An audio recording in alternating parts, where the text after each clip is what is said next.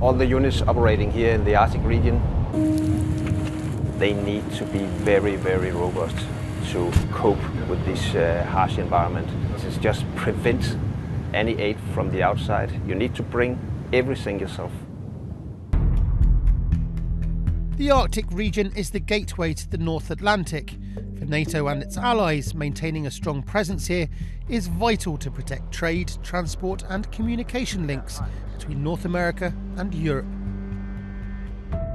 Historically, this has been an area of low tension, but that is changing. Climate change is causing the world's ice caps to melt at an alarming rate.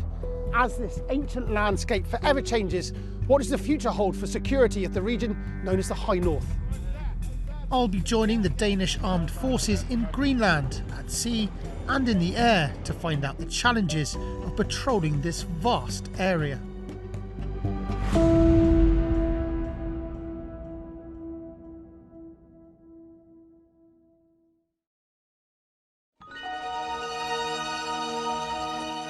Greenland is considered by scientists to be ground zero for climate change, where its melting ice caps are significantly contributing to a rise in sea levels.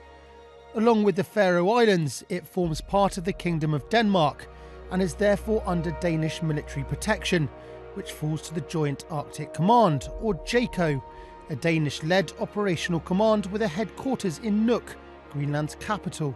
The geo-gap, Greenland, Iceland and UK is hugely important for NATO. It's what ties the transatlantic bonds together. That's the way we would get the reinforcement from North America in a conflict scenario in Europe.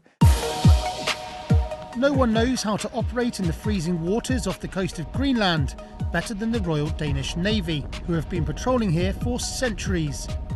We'll be boarding the HDMS Triton, one of 4 Danish ocean frigates patrolling Greenland at any given time under the Joint Arctic Command. Right now we are coming alongside the HDMS Triton here, and they're going to winch us up onto the ship.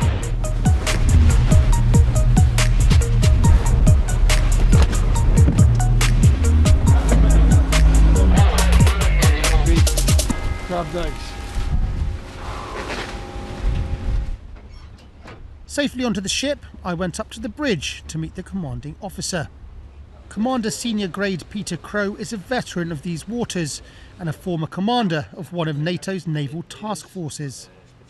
Can you give us some idea of just the vastness of this area? It's extreme distances, so you need to think ahead about the ship's performance, about the crew skills and about logistics.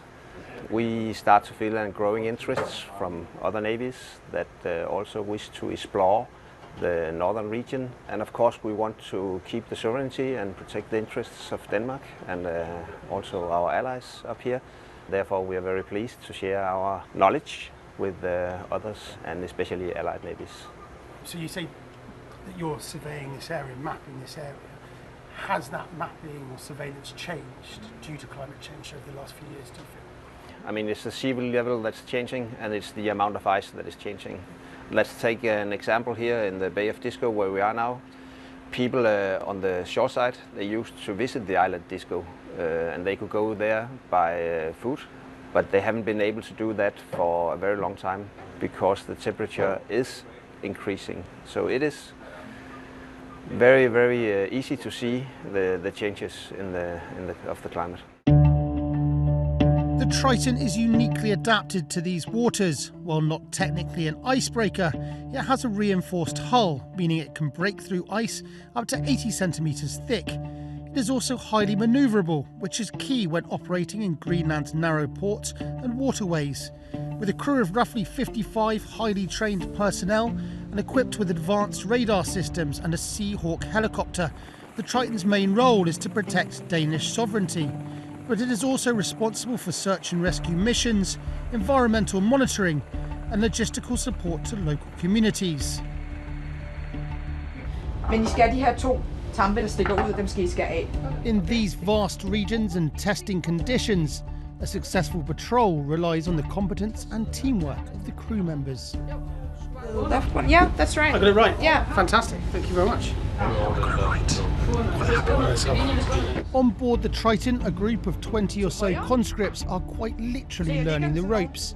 For the Danes, passing on knowledge from one seafaring generation to the next maintains mission continuity. So this is the ice splice, is that right? Yeah. And how is my ice splice? It's perfect. Thank you very Yeah, much. it's really, yeah, it's good. And it's the first time you've done it? To be fair, I didn't do most of it, really. I saw had a you lot got of some help, yeah. I did have a lot of help. Yeah. You're in such a small, limited space for such a long period of time. But does everybody get on? Is there big camaraderie? How does it work? But usually it's like a big family. It's like working with your family. So, because when we're off from work, we're still here. It's like 24 hours a day. Never ends. Is this your first time to Greenland, or have you done? No, I've done it multiple times. We learn to have a lot of respect because the North Atlantic Ocean is one of the harshest oceans in the world. We really do have respect for the waters up here. Spending time on the Triton had given me a window into the rigours and perils of operating in these waters. The crew on board are acutely aware of their roles, and there's an almost instinctual understanding of the tasks that need to be done. Those skills and experiences could be crucial if, as expected, climate change causes this region to become more contested.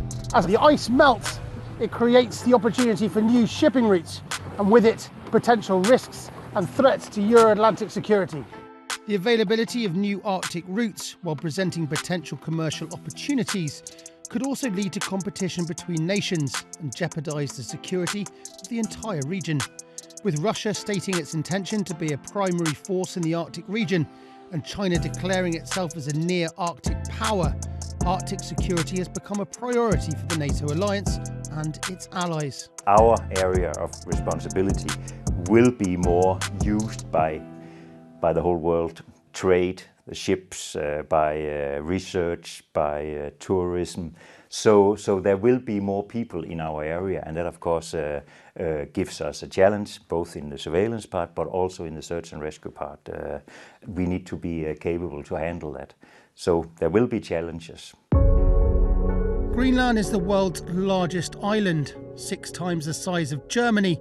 It has a coastline of 44,000 kilometres, longer than the distance around the world's equator. With a population of just 56,000, Greenland's communities are often thousands of kilometres apart. To patrol an area this big, both for surveillance and search and rescue missions, the Joint Arctic Command also deploys Challenger aircraft. The Challenger patrols the regions around Greenland and the Faroe Islands on a daily basis, and today I'll be joining them. But first, a flight briefing.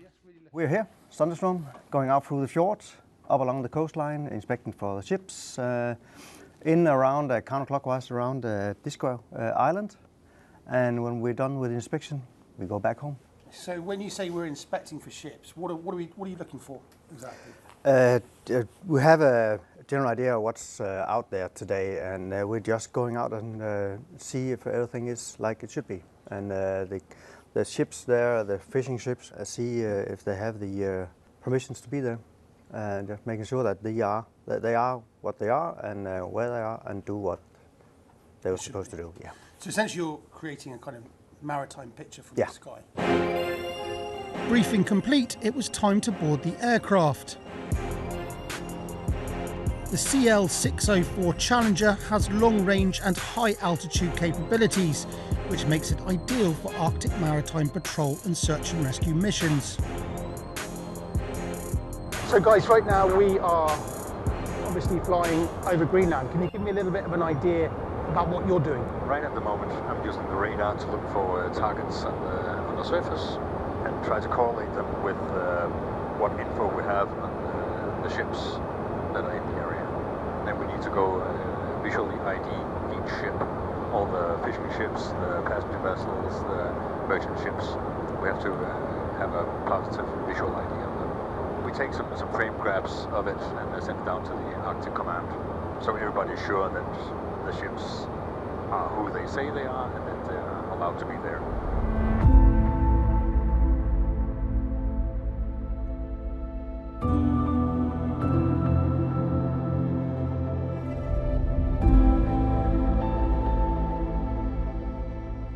as the ice caps melt, regions like this one could become more accessible to a larger number of ships. If that happens, then the role of aircrafts like this one and the surveillance that they do becomes ever more important. The truth is that nobody knows exactly what will happen in the coming years and decades with regards to rising sea levels and the effects they could have on security in the high north. But what we do know is that Greenland's ice caps are diminishing and sea levels are rising year on year.